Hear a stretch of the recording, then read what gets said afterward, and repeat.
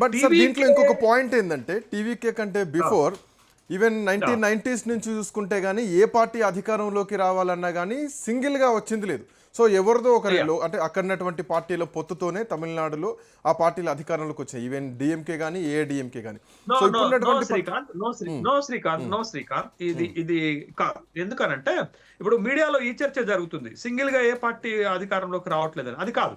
234 శాసనసభ స్థానాలు ఉన్నటువంటి తమిళనాడు అసెంబ్లీలో 118 గెలిచినటువంటి పార్టీ ప్రభుత్వాన్ని ఏర్పాటు చేస్తుంది.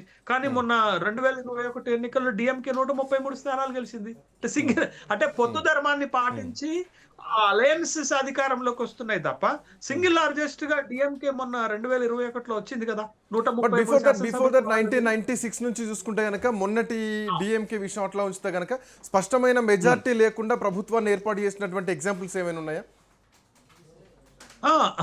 ఏముంది శ్రీకాంత్, అక్కడ 118 శాసన స్పష్టంగానే వస్తుంది, కూటమికి వస్తున్నాయి. బట్ ఆ కూటమిలో సింగిల్ లార్జెస్ట్ పార్టీగా డిఎంకే ఉంటుంది, సింగిల్ లార్జెస్ట్ పార్టీగా ఏఐడిఎంకే ఉంటుంది. బట్ పొత్తు ధర్మాన్ని పాటిస్తున్నారు కాబట్టి, కూటములు ఏర్పాటు చేసుకున్నారు కాబట్టి ఆ కూటమి భాగస్వామ్య పక్షాలు కూడా ప్రభుత్వంలో ఉన్నటువంటి సందర్భాన్ని మనం చూస్తున్నాం. ఇది 2021 ఎన్నికల్లోనైతే సింగిల్ లార్జెస్ట్ గానే డిఎంకే అధికారంలోకి వచ్చింది. కానీ వాళ్ళు పొత్తులో 159 స్థానాలు గెలవగలిగారు. ఈవెన్ దో మీరు ఇంకొక అబ్జర్వేషన్ శ్రీకాంత్, ఇక్కడ మనం ఏఐడిఎంకే కూటమి కూడా 75 శాసనసభ స్థానాలు గెలిచింది. అంటే వాళ్ళు కూడా బలంగానే ఉన్నారు, బట్ అధికారంలోకి వచ్చే అంత బలానికి వెనకబడి ఉన్నారు. ఆ విషయాన్ని మనం ఒప్పుకోవాల్సినటువంటి అంశమే. అయితే ఇక్కడ ఈసారి ఎన్నికల్లో ఇప్పుడు 2 కూటములు బలంగా కనపడుతున్నాయి. మూడో పక్షంగా టీవీకే వచ్చినప్పటికి కూడా కొంత మొగ్గు డిఎంకే వైపు కనపడుతుంది. ఎందుకు ఈ 5 సంవత్సరాల్లో కొంత ప్రభుత్వ ప్రజా వ్యతిరేకత ఉంది, అవినీతి ఆరోపణలు ఉన్నాయి స్టాలిన్ పైన. బట్ వెరాజ్ వీటన్నిటికంటే కూడా వాళ్ళు అమలు చేసినటువంటి సంక్షేమ పథకాలు కింది స్థాయి ప్రజల్లోకి వెళ్ళాయి.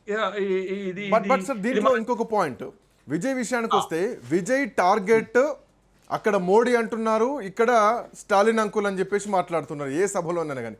ఎక్కడ కూడా పళనిస్వామి తన టార్గెట్ పళనిస్వామి విషయం కానీ ప్రస్తావన కానీ తీసుకురావట్లేదు. అదే జయలలిత స్థానంలో అంటే ఏఐడిఎంకే స్థానంలో నేనే వస్తున్నాను అని చెప్పేసి ఎంజి రామచంద్రన్ ఎగ్జాంపుల్ తీసుకుంటున్నారు. అట్ ది సేమ్ టైం అటు విజయకాంత్ని ఎగ్జాంపుల్ తీసుకున్నారు. మధురైలో మొన్న పెట్టినటువంటి సభలో కూడా అది విజయకాంత్ ప్రాతినిధ్యం, విజయకాంత్ బలం ఉన్నటువంటి ప్రాంతం, అక్కడ పెట్టారు. ఆయన ఎగ్జాంపుల్గా తీసుకుంటున్నారు. సో ఆయన టార్గెట్ స్పష్టంగా కనిపిస్తోంది, ప్రధాన ప్రతిపక్షంగా నేనే ఉన్నాను. సో స్టాలిన్ ఢీ కొట్టాల్సింది నన్నే, అన్ని స్థానాల్లో నేనే ఒంటరిగా పోటీ చేయబోతున్నాను.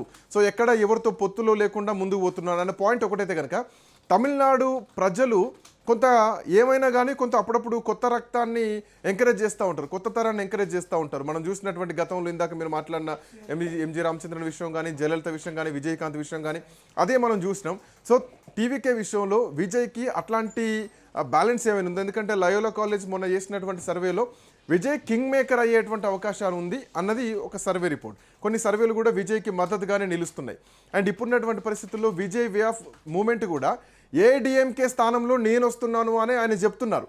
సో ఆయన టార్గెట్ డిఎంకే. సో ఇక ఏఐడిఎంకే పొత్తెందుకు విఫలమవుతోంది అన్న సందర్భం చూస్తే జయలలిత ఆత్మ ఈరోజు పన్నీర్ సెల్వన్ రూపంలో డిఎంకే దగ్గరికి వెళ్తోంది.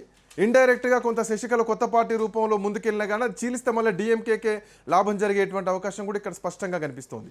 సో ఇక విజయ్ ఎట్లాంటి పరిస్థితుల్లో ఉండబోతున్నారు? మోర్ ఓవర్ ఈ జెన్జీ కిడ్స్ మొత్తం కూడా విజయ్ వైపే ఉన్నారు. ఆల్మోస్ట్ 1 కోటి మంది కొత్త ఓటర్లు కూడా విజయ్ వైపు మొగ్గు చూపే అవకాశం ఉంది, ఆల్మోస్ట్ 20% వరకు అనేది కూడా ఇంకొక సర్వే నుంచి వస్తున్నటువంటి రిపోర్ట్.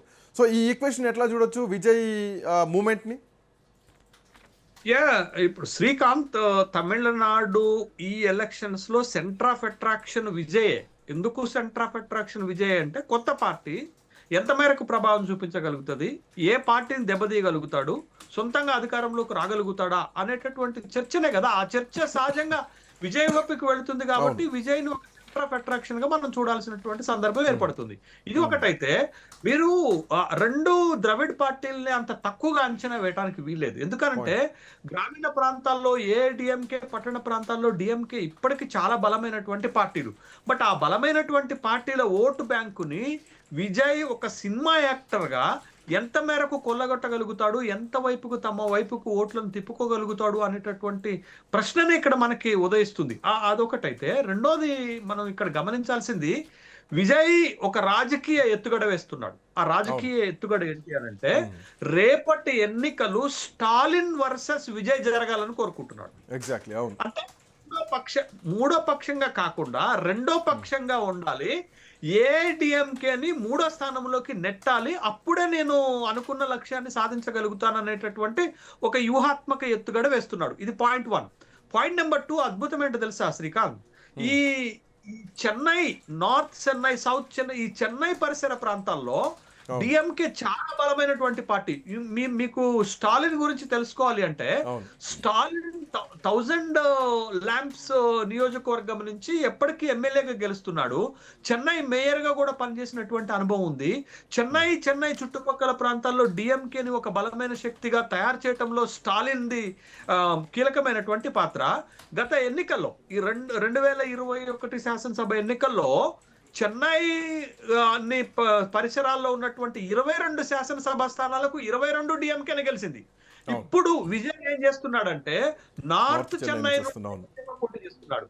ఎందుకు నార్త్ చెన్నై నుండి పోటీ చేస్తున్నాడంటే డిఎంకే బలం పైన దెబ్బ కొట్టాల, డిఎంకేని అక్కడ ఆపాలి, డిఎంకే వైపు ఉన్నటువంటి ఓటుని తన వైపుకు తిప్పుకొని అక్కడ డిఎంకేని దెబ్బ కొట్టగలిగితే తను అనుకున్నటువంటి లక్ష్యాన్ని సాధించగలుగుతాడు. ఒకటి, స్టాలిన్ వర్సెస్ విజయ్ గా ఎలక్షన్ చేయాలి. రెండోది, చెన్నై పరిసర ప్రాంతాల్లో డిఎంకేని దెబ్బ కొట్టాలి. మూడోది, మహిళల ఓట్లు, తరువాత యువత ఓట్లు తన వైపుకు తిప్పుకోవాలి. యువత ఇప్పుడు మీరన్నట్టు 27 సంవత్సరాలకు లోపు ఉన్నటువంటి యువత 1 కోటి మంది ఉన్నారు. బట్ 1 కోటి మందిలో మెజారిటీ ఓట్లు విజయ్ వైపుకు వస్తాయి అనేది అయితే, బట్ ఇదంతా క్యాలిక్యులేషన్ స్టాలిన్ లాంటి ఒక సుదీర్ఘ రాజకీయ అనుభవం ఉన్నటువంటి వ్యక్తికి తెలవంది కాదు.